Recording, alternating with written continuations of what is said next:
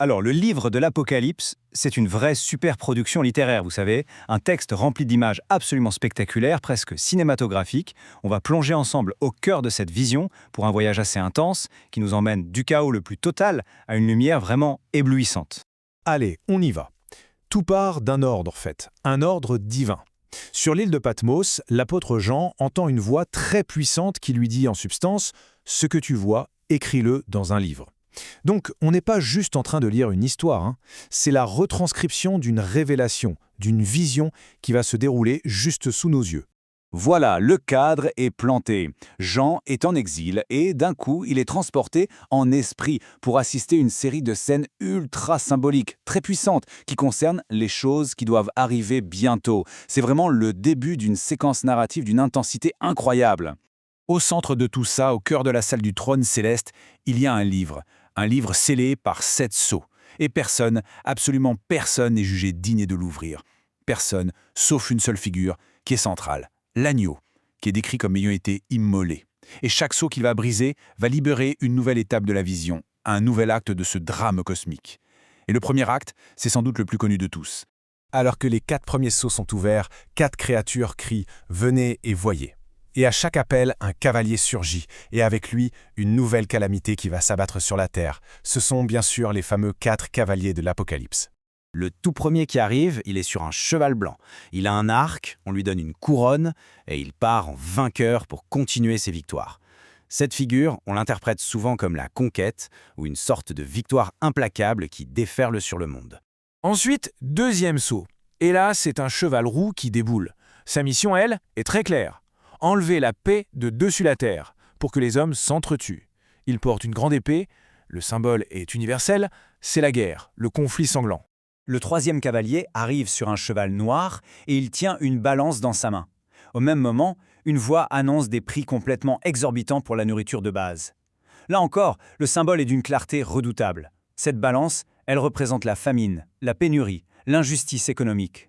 Et enfin, le quatrième et dernier cavalier sur un cheval d'une couleur pâle, un peu verdâtre. C'est le seul dont on nous donne le nom, la mort. Et il n'est pas seul, non. Le texte dit que l'enfer le suivait. On leur donne le pouvoir sur un quart de la terre pour tuer par l'épée, la faim, les épidémies et les bêtes sauvages. Le tableau du chaos est complet. Ok, maintenant on change complètement d'échelle.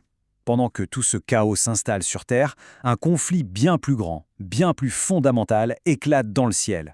C'est la bataille archétypale entre les forces du bien et du mal, une guerre aux proportions véritablement cosmiques. Et l'antagoniste principal de cette guerre, c'est une créature terrifiante, un immense dragon roux avec 7 têtes et 10 cornes. Le texte ne laisse aucune place au doute sur son identité. Il est clairement identifié comme l'ancien serpent, le diable et Satan. Et sa première cible, c'est une femme revêtue du soleil et l'enfant qu'elle s'apprête à mettre au monde. La confrontation est directe, frontale. L'archange Michel et ses anges combattent le dragon. Et le point crucial, c'est que le dragon est vaincu et précipité sur la terre. Du coup, le conflit ne s'arrête pas, il change juste de lieu. La guerre qui était céleste devient une guerre terrestre. Et c'est l'humanité qui en est désormais l'enjeu principal. Une fois sur Terre, le dragon ne va pas agir seul, non. Il va déléguer son pouvoir à une autre créature monstrueuse, la bête qui monte de la mer. Ce tableau résume bien la différence. Le dragon, c'est la source du mal, Satan en personne. La bête, elle, c'est son agent sur Terre, une sorte d'empire politico-religieux qui se fait adorer par le monde entier et qui persécute ceux qui résistent.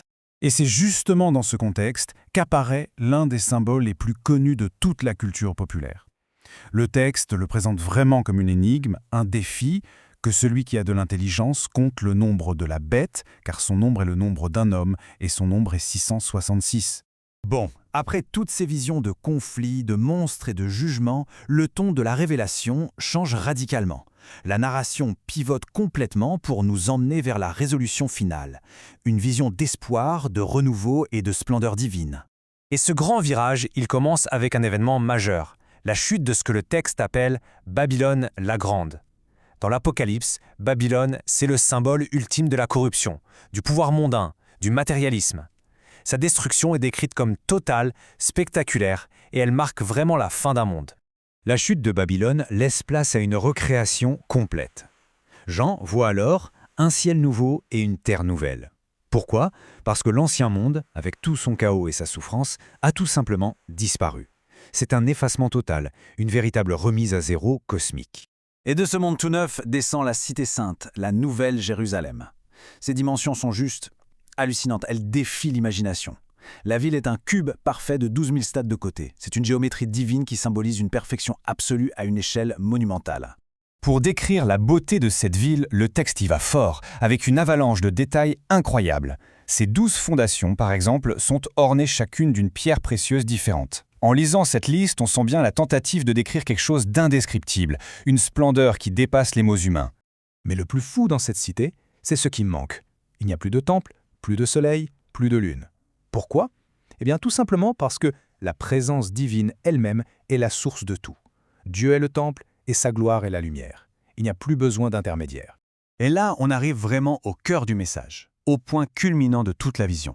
La promesse ultime, c'est celle d'une communion parfaite et directe entre Dieu et l'humanité. Dans cette nouvelle réalité, le texte nous dit qu'il n'y aura plus ni mort, ni deuil, ni cri, ni douleur. Toutes les souffrances de l'ancien monde sont définitivement abolies. Alors, au final, que faire de toute cette fresque immense? Est-ce qu'on doit y voir une prophétie à prendre au pied de la lettre, un avertissement sévère contre la corruption humaine, ou peut-être, avant tout, une vision poétique, incroyable, conçue pour donner un espoir inébranlable aux opprimés? Une chose est sûre, ces images, du chaos à la lumière, continuent de fasciner et de questionner des siècles plus tard, sans avoir rien perdu de leur puissance.